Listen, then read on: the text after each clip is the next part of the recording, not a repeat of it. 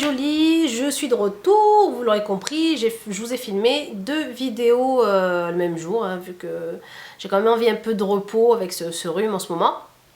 Enfin bref, je ne vais pas polémiquer longtemps. Je viens aujourd'hui vous parler d'un sujet dont plusieurs filles m'ont demandé que j'en parle en fait sur une vidéo. C'est un sujet en fait, le sujet c'est comment gérer sa vie de femme, sa vie de mère, sa vie, je sais pas moi, boulot, travail, famille, etc. Et donc je vais vous faire un petit, on va dire un petit condensé de mes petites astuces à moi. Donc comment gérer ça. Donc voilà, c'est pas une vidéo maquillage, une vidéo quoi, on va dire c'est une vidéo blabla, une deuxième vidéo blabla, vu que la première vidéo blabla avait fait beaucoup d'émules. C'était blabla, pourquoi le voile. Et franchement, j'ai eu des messages à tomber par terre tellement c'était plein de gentillesse, et d'autres messages à tomber par terre tellement que c'était méchant et mesquin. Et franchement, il y a eu des jours où je me suis dit oh là là, mais qu'est-ce que je fais, mais franchement, pourquoi ils me disent ça, pourquoi ils me disent toutes ces méchancetés. Ouais, le voile, tu portes le voile, mais tu te montes sur YouTube, tu te maquilles, nanana. Et j'ai envie de leur dire à ces filles-là que je sais ce que c'est ma religion, je sais quels sont les préceptes de ma religion, je lis beaucoup sur ma religion et j'ai pas besoin que d'autres filles viennent me dire que ce que je fais c'est pas bien, etc., etc. Et surtout qu'il y a beaucoup d'autres filles qui me disent continue, on a vraiment besoin de tes conseils. Et ces filles là, je les remercie du fond du cœur, parce que c'est elles qui me donnent le courage de continuer, c'est elles qui me donnent le courage de me dire allez je continue, je m'en fous de ce que me disent les autres. Et puis voilà, ça a fait franchement beaucoup de... J'ai même eu envie à un moment de désactiver les commentaires. Donc je les ai pas désactivés, j'ai juste mis, on va dire, en approbation. Enfin, dès que je vois un message, j'essaie de voir ce que c'est comme message, ou je le mets, ou je le supprime. Quand c'est vraiment méchant, ou quand c'est pour me faire un rappel, entre guillemets, un rappel. Bah, écoutez les filles, les rappels, ça se fait en privé. Si vous avez des rappels à me faire, et puis franchement les rappels, voilà, moi je me les fais à moi-même tous les jours, donc il n'y a pas de souci pour ça. Bref, ceci dit, je continue donc pour la vidéo que certaines filles m'ont demandé. Donc ma vie de femme, de maman, etc. Bah, ma vie de maman, j'essaie de... Bah, ça c'est 24 sur 24, on va dire 7 jours sur 7, 365 sur 365. Et bah, sauf après quand je la couche à 8 h et que enfin je peux me trouver du temps pour moi. Ma vie de maman, bah écoutez, j'essaie de gérer. J'essaie de gérer en faisant comment, bah, en fait j'essaie de m'organiser. Le matin je me lève, j'essaie de voir donc tout ce qui est mail, etc., de répondre à mes mails, tout ça. Une fois que je l'ai emmené à l'école, bien sûr, donc je l'emmène à l'école, je reviens, je regarde un peu ce que vous m'avez écrit donc pendant la nuit, et je réponds aux mails. Quand c'est le jour de faire mes vidéos, je fais mes vidéos. Et puis après, ben, je m'attaque à mon ménage, à ma maison. J'essaie de trouver franchement du temps pour tout le monde. Et c'est pas évident, parce que trouver du temps pour son mari, du temps pour sa fille, c'est toujours pas évident, sachant que j'en ai qu'une. Alors je me demande comment font les mamans qui en ont 2 ou 3. Mais sachez qu'il ne faut pas vous oublier les filles. Surtout pour vous et pour votre mari. Voilà, essayez de trouver du temps. Je sais que c'est pas facile, mais essayez de trouver même, allez, si toute la semaine vous êtes prise, essayez de trouver au moins une après-midi ou 1 heure ou 2 heures pour aller, ne serait-ce que boire un verre avec votre chéri, avec votre mari, boire un verre avec lui à l'extérieur. Surtout, faites des choses à l'extérieur avec votre mari, parce qu'à la maison, tout le temps à la maison, ça devient, à la fin, ça devient agaçant. Et ces moments-là, ce n'est pas du temps perdu, au contraire, c'est vraiment du temps gagné au niveau de la solidité du couple, oui. Parce que franchement, on s'oublie vite. Bon, moi, ça fait quoi, allez, maintenant presque 6 mois que je suis mariée. Bon, c'est encore tout neuf, mais je sais que quand j'étais mariée à mon ex-mari pendant 5 ans, la première année, bon, on essayait de se trouver du temps, la deuxième année, on n'avait pas de gosse encore. Et puis quand Nargis est arrivé, ben, on a vite oublié de se prendre du temps pour nous, et puis la routine s'installe, etc. C'est pas facile franchement de contrer la routine, parce que c'est vraiment vicieux, la routine elle s'installe vraiment sans qu'on s'en aperçoive, et il faut garder en tête toujours que votre mari a besoin de vous, vos enfants aussi ont besoin de vous, vous avez besoin aussi de vous-même de temps en temps, de vous retrouver, d'aller vous faire masser par exemple, d'aller vous faire un soin de visage, que sais-je, d'aller vous faire plaisir à faire du shopping, aller acheter du maquillage, comme je fais moi, quoi. Et, voilà, faut pouvoir gérer ça. Quoi d'autre, quoi d'autre. Moi je sais que je suis quelqu'un qui n'aime pas être tout le temps collé à mon mari. Je suis pas, non, je suis pas pour le toujours collé. Non, j'aime bien le voir, c'est pas un problème. J'aime bien qu'il soit avec moi, mais j'ai besoin de ce temps où je me retrouve seule, sans ma fille, sans lui, quand elle est à l'école ou que lui est au travail, ou voilà, et j'ai besoin de ce moment-là, parce que je sais que s'il était 24/24 avec moi, ou qu'on faisait tout le temps les choses ensemble, que moi j'avais pas par exemple de sortie avec mes copines à côté, je crois que j'étoufferais. Je pourrais pas, je suis pas on va dire le couple fusionnel, non. Et pourtant il y a même des fois où quand lui il a pas grand chose à faire, c'est moi qui le pousse, va voir tes copains, va sortir, t'as rien à faire, va boire un café, enfin voilà. Et j'aime bien des fois être qu'avec mon ordi, et être sur mon ordi, ou être même devant la télé, que sais-je. Voilà. Donc voilà pour ça. Ensuite, oui, du temps pour la famille, bien sûr, du temps pour sa famille, surtout pour sa maman, surtout les filles. Je vous recommanderais, je sais pas ça, je vous le recommande du plus profond de mon cœur, votre maman, votre papa aussi, mais surtout votre maman. Moi, quand je vois que voilà que je suis avec ma fille, quand elle est malade, comment je m'en occupe, etc., je me dis que ma mère, elle en a eu 7.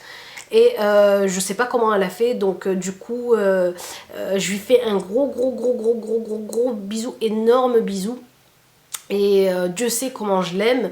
Et voilà, je vais pas verser ma larme, mais voilà les filles, votre maman, soyez proches de votre maman, dites-vous qu'elle a tout fait pour vous, qu'elle s'est sacrifiée pour vous, donc avant votre mari, avant vos enfants, votre maman, voilà, c'est tout ce que j'ai à dire, et mon mari le sait. Je lui dis, moi si je dois choisir entre toi et ma mère, ce sera ma mère. Et c'est pas que c'est pas le même amour, mais voilà, moi je sais que je pourrais vivre que moi et ma mère, ça me dérangerait pas du tout. Non, ben voilà, je reviens donc sur la gestion de la famille et du temps, donc voilà. Après tout ce qui est paperasse aussi, ça prend beaucoup de temps. La paperasse, c'est vraiment infernal, et moi je déteste ça. Mais voilà, je me mets des rendez-vous, je me mets mes rendez-vous sur le portable, et en fait voilà, chaque fois, genre par exemple si j'ai un rendez-vous le 19, la veille je mets un rappel le 18, pas oublier le rendez-vous du 19, et le 19 je mets un rappel aussi, comme ça au moins je sais que j'ai que ça à faire, ça et ça à faire. La paperasse, j'essaie d'aller faire donc si par exemple j'ai des choses à faire à la mairie, préfecture, impôts, etc., j'essaie d'aller faire tout ça le même jour.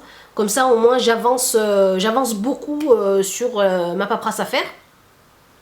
Voilà, gestion maison, bon, je fais la plupart des tâches, on va dire, ménagères. Il m'aide, franchement, ça va, il est pas genre le macho à être assis, à rien faire.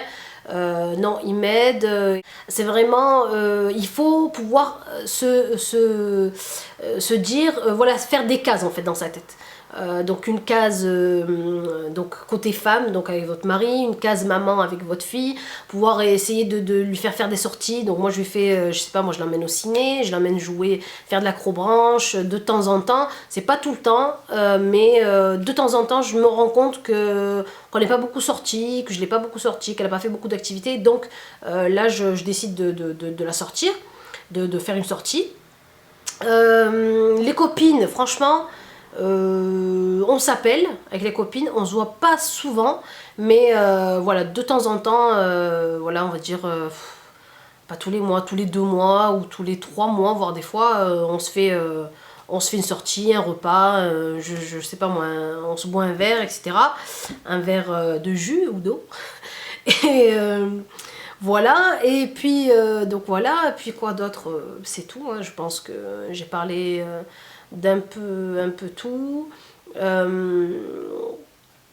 Voilà, et vous les filles, franchement, faites attention à vous. Ne vous, comment dire ça, ne vous surmenez pas. Franchement, le surmenage, et l'oubli de soi-même, ça, on va dire, ça déteint sur sa famille. Moi, je sais que si je prends pas du temps pour moi, si je me fais pas plaisir à moi, et c'est vrai, ça peut être égoïste de penser comme ça, mais non, parce qu'en fait, voilà, il faut prendre du temps pour soi pour être opérationnel pour les autres.